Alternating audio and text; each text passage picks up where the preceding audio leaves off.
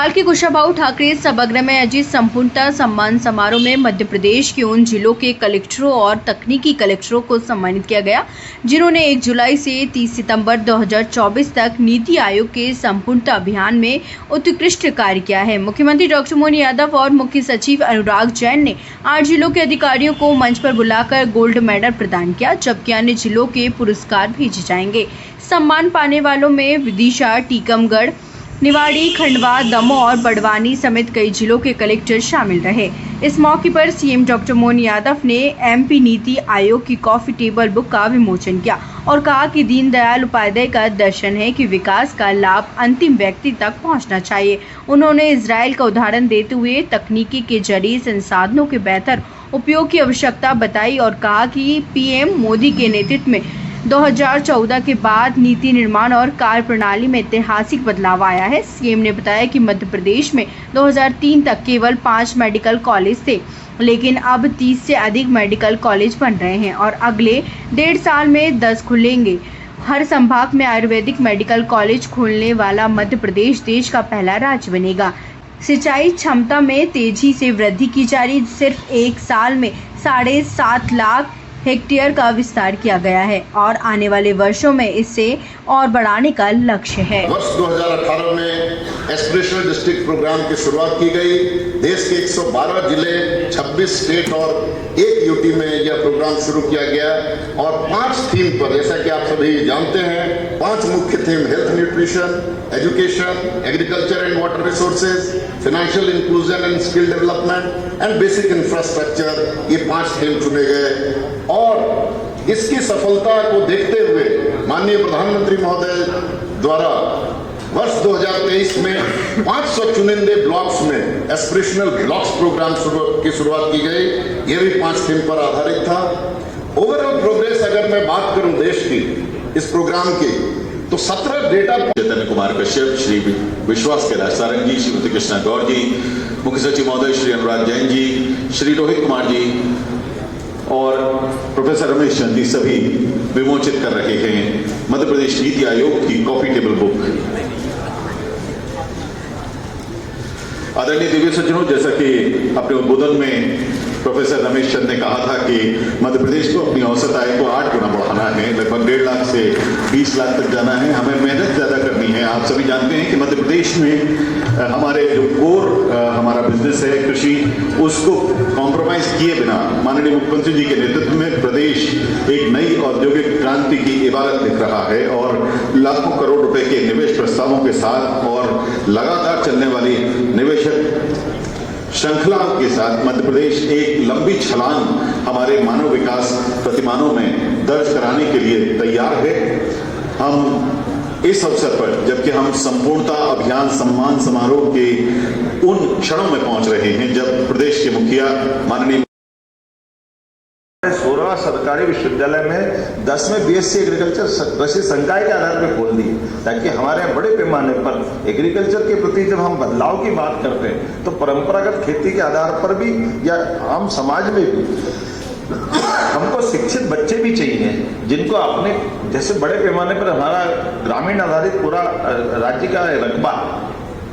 ऐसे में जैसे मेरा अपना स्वयं का मैं उदाहरण लेके चलता हूँ कि मूलतः तो हम तो किसान परिवार से आते थे, लेकिन मैंने बीएससी किया 1982 से 84, लेकिन मेरे घर पे जाकर के मैं अपने किसान की तरफ से अगर निगाह से देखता हूँ तो मेरे खेत में मेरी पढ़ाई का कोई योगदान नहीं था। तो मुझे लगता है कि जब पढ़ने के बाद हमारी पढ़ाई का अगर अपने घर में भी उपयोग नहीं हो तो फायदा क्या है। नौकरी जरूरी नहीं है, लेकिन बीएससी एग्रीकल्चर करने से कम हमारी खेती तो हम अच्छे से प्रकार से कर सकते हैं। ऐसे हार्टिकल्चर से लेकर सभी सेक्टर में तो ये हमारे, मुझे लगता है कि देश के अंदर बाकी सेक्टर में भी ये दे सकते हैं। ऐसे हेल्थ के सेक्टर में भी दुनिया में ऐसा कहीं नहीं होता है कि मेडिकल कॉलेज बनेगा तो अपने कैंपस में हॉस्पिटल बनाएगा, अपने कैंपस में सब खड़ा करेगा।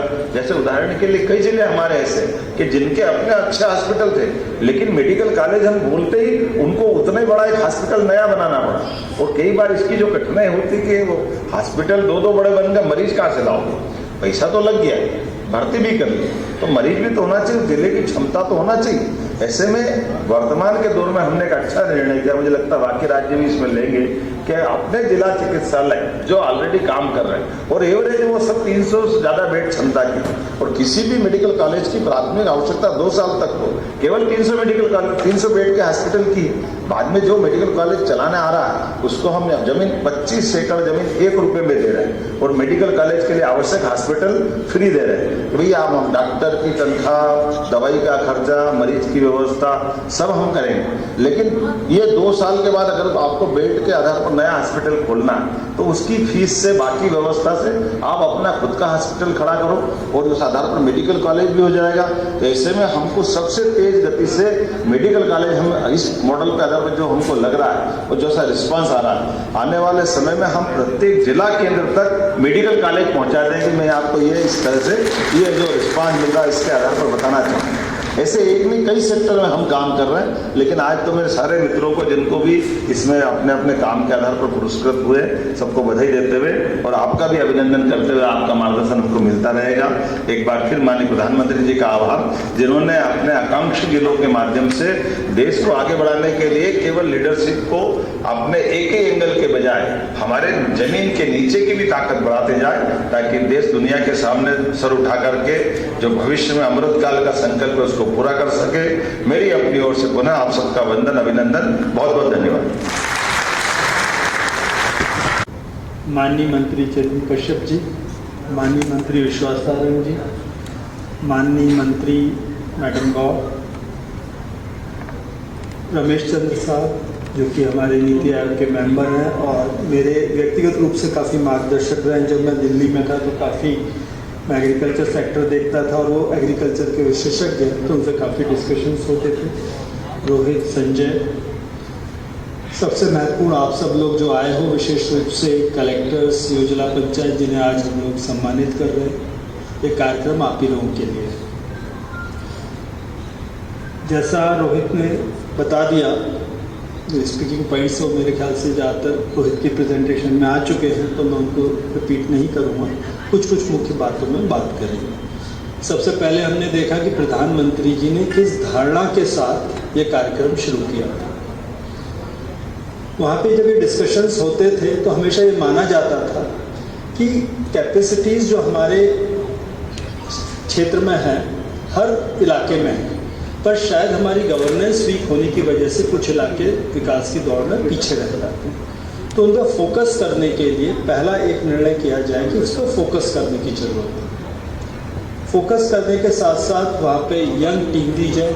बहुत स्पेसिफिकली शुरुआत में मुझे ध्यान है 2017 में जब ये कार्यक्रम शुरू हो रहा था तो ये तय किया गया था कि केवल यंग एक सर्टेन एज से नीचे के ऑफिसर्स को ही कलेक्टर और योजना पंचायत बना के भेजा जाए, जिससे वो लोग अधिक मेहनत कर सके, परिणाम दे सके। दैट डजंट मीन कि बाकी लोग नहीं कर सकते। शुरुआत में ऐसा था, बाद में सभी लोग गए और उन्होंने बड़े अच्छे काम किए। गवर्नेंस में सरकार की शक्ति इमेंस होती है। यदि वो ठान ले कि ये काम करना है तो यकीन मानिए कोई भी चीज़ संभव है। प्राथमिकता में आना चाहिए, प्राथमिकता में आने के बाद उसका मॉनिटरिंग का फ्रेमवर्क होना चाहिए, फीडबैक का फ्रेमवर्क होना चाहिए और उसको करेक्टिव करने के रास्ते पे चलना आना चाहिए। ये सारी की सारी बातें एस्पिरेशनल डिस्ट्रिक्ट प्रोग्राम में थी और इनने बड़े तेज़ी से ये काम अपना परिणाम दिखाना शुरू किया। जनवरी 23 में नीति आयोग ने इसे बढ़ाकर 500 विकास खंड को चुना और उन्हें आकांक्षी ब्लॉक या एस्पिरेशनल ब्लॉक कार्यक्रम किया गया। पर मध्य प्रदेश में एक बहुत विशेष चीज़ हुई। मैं रोहित आपको, सर आपको, रमेश सर आपको बताना चाहूँगा, मध्य प्रदेश में बहुत विशेष चीज़ हुई कि 2018 में माननीय प्रधानमंत्री जी आए थे और वो एस्पिरेशनल डिस्ट्रिक्ट प्रोग्राम के बारे में बात कर रहे थे। तो बात करते समय उन्होंने ये अपनी इच्छा व्यक्त की कि मंशा व्यक्त की कि इसको हमें एस्पिरेशनल ब्लॉक प्रोग्राम भी होना चाहिए।